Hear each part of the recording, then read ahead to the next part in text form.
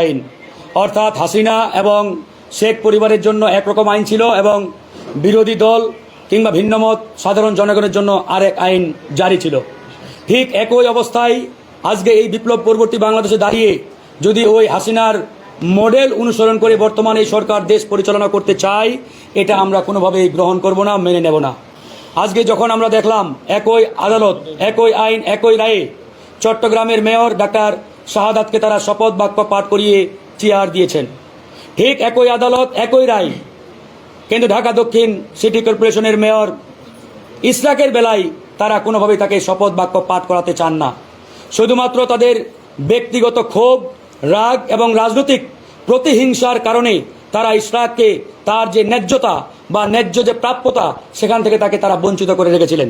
আমরা গণ অধিকার পরিষদ স্পষ্টভাবে বলেছি, আমরা এক দেশে আর দুই আইন দেখতে চাই না। আইন হবে সবার জন্য সমান। ডাক্তার শাহাদাত যেভাবে চেয়ারে বসছে, ঠিক একই কায়দায় একইভাবে ইসরাককেও চেয়ার দিতে হবে। তারপরের যে বিষয়টি আমরা ইতিমধ্যে নিয়ে আসছি, ঢাকা উত্তর সিটি কর্পোরেশনের মেয়র মোহাম্মদ এজাজ, প্রশাসক মোহাম্মদ এজাজ, এই এজাজ 2018 সাল পর্যন্ত একটি নিষিদ্ধ ঘোষিত সংগঠনের নেতা ছিলেন, কর্মী না, নেতা ছিলেন এবং টপ 5 অর্থাৎ 5 নম্বরের মধ্যে তার পজিশন ছিল। নিষিদ্ধ সংগঠন করার কারণে তিনি 3 বার জেলে গেছেন। জেলে থাকা অবস্থায় তৎকালীন ফ্যাসিস্ট আওয়ামী সরকারের সাথে লেয়াজো করে, যোগ সাজস করে তিনি জেল থেকে বের হয়ে আওয়ামী লীগে যোগদান করেন। আওয়ামী লীগের সাথে দীর্ঘদিন তিনি কাজ করেছেন। 5ই আগস্টের বিপ্লব পরবর্তী সময়ে খরচ পাল্টিয়ে স্থানীয় সরকার উপদেষ্টা আসিফ মাহমুদের সাথে মোটা অঙ্কের একটি লেনদেনের মাধ্যমে তিনি ঢাকা উত্তর সিটি কর্পোরেশনের প্রশাসকের চেয়ার বাগিয়ে নিয়েছেন। আমরা স্পষ্ট করে বলতে চাই, গণ অধিকার পরিষদ এই বিপ্লব পরবর্তী বাংলাদেশে কোনোভাবেই কোনো নিষিদ্ধ ঘোষিত সংগঠনের নেতাকে রাষ্ট্রীয় কিংবা কোনো সাংবিধানিক প্রতিষ্ঠানের কিংবা কোনো স্বায়ত্তশাসিত প্রতিষ্ঠানের কোনো চেয়ারে দেখতে চায় না। এটা আমাদের বিপ্লবের সাথে বেইমানি, প্রতারণা। 2000 ছাত্র জনতার রক্তের বিনিময়ে যে বিপ্লব আমরা অর্জন করেছি, এই বিপ্লবের সাথে পরিষ্কারভাবে এটা প্রতারণা করার সামিল। আমরা স্থানীয় সরকার উপদেষ্টাকে জিজ্ঞেস করতে চাই, আপনি কত টাকার বিনিময়ে এরকম একটা নিষিদ্ধ ঘোষিত সংগঠনের নেতাকে ঢাকা উত্তরের প্রশাসক হিসাবে নিয়োগ দিয়েছেন?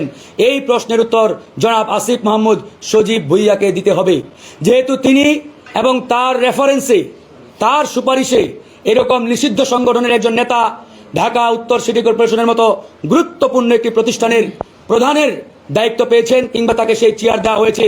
তার মানে এই পুরো প্রক্রিয়ার সাথে আসিফ মাহমুদ সজীব ভুইয়া জড়িত।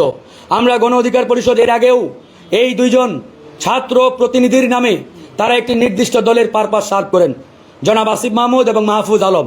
তাই আমরা বলেছি, এই সরকার যদি কোনো নন পলিটিক্যাল সরকার হয়ে থাকে, অরাজনৈতিক সরকার হয়ে থাকে, তাহলে এরকম একটি অরাজনৈতিক সরকারে কোনোভাবেই কোনো অবস্থাতেই রাজনৈতিক দলের কোনো প্রতিনিধি থাকতে পারেন না। তাই আমরা আসিফ মাহমুদ এবং মাহফুজ আলমের অনতি বিলম্বে পদত্যাগ দাবি করছি। সরকার যদি তাদেরকে অপসারণ না করে কিংবা তারা যদি স্বউদ্যোগে পদত্যাগ না করে, তাহলে গণ অধিকার পরিষদ এবং অন্যান্য রাজনৈতিক দল সাধারণ মানুষকে নিয়ে আরও কঠোর আন্দোলনের দিকে গণ অধিকার পরিষদ ধাবিত হবে। আমরা আশা করব সরকার প্রধান ডক্টর মোহাম্মদ ইউনূস, আপনার প্রতি আমাদের এখন আস্থা আছে, সুতরাং আপনি অনতি বিলম্বে এ বিষয়ে কার্যকর উদ্যোগ নেবেন। আসিফ মাহমুদ এবং মাহফুজ আলমকে আপনি আপনার উপদেষ্টা পরিষদ থেকে সরাবেন এবং নিষিদ্ধ ঘোষিত সংগঠনের যে নেতা ইতিমধ্যে ঢাকা উত্তর সিটি কর্পোরেশনের প্রশাসক নিয়োগ পেয়েছেন বা নিয়োগ দেওয়া হয়েছে, তাকে বহিষ্কার কিংবা পদত্যাগ নয়, তাকে অপসারণ করতে হবে। তাকে অপসারণ করে গ্রেপ্তার করতে হবে। এটা আমাদের দেশের সার্বভৌমত্বের প্রশ্ন। যখন এই দেশি বিদেশি আন্তর্জাতিক গণমাধ্যমগুলো এই খবর ছাপাবে, আপনারা চিন্তা করে দেখেছেন আমাদের দেশের ইমেজ কোথায় যাবে?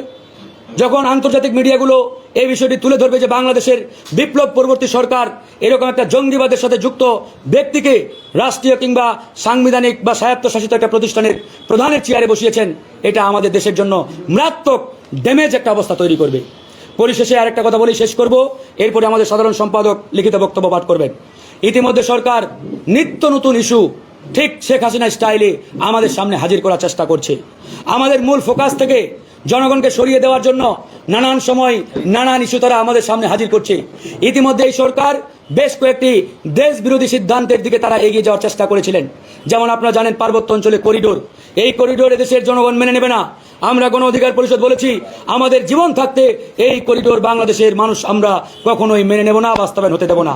তারপরে চট্টগ্রাম বন্দর, এই চট্টগ্রাম বন্দর এখন অনেক ভালো একটা রেটিংয়ে আমরা নিয়ে আসছি। বিগত 10 বছরের তুলনা করলে আমাদের চট্টগ্রাম বন্দরের অবস্থা এখন অনেকটাই ভালো। যখন আমাদের এই বন্দর ডেভেলপ করছে, আমাদের ইন্টারনাল ক্যাপাসিটি বাড়ছে, এরকম একটা অবস্থায় কেন চট্টগ্রাম বন্দরের ম্যানেজমেন্ট আরেকটা দেশের হাতে তুলে দেওয়ার তারা পায়তারা করছে? এখান থেকে আমাদের বড় ধরনের একটা শঙ্কা এবং সন্দেহের সৃষ্টি হয়েছে যে তারা কি আসলে এর মাধ্যমে বাংলাদেশে ওই সাম্রাজ্যবাদী শক্তিকে জায়গা দেওয়ার চেষ্টা করছেন কিনা, এটা কিন্তু ভাববার বিষয়।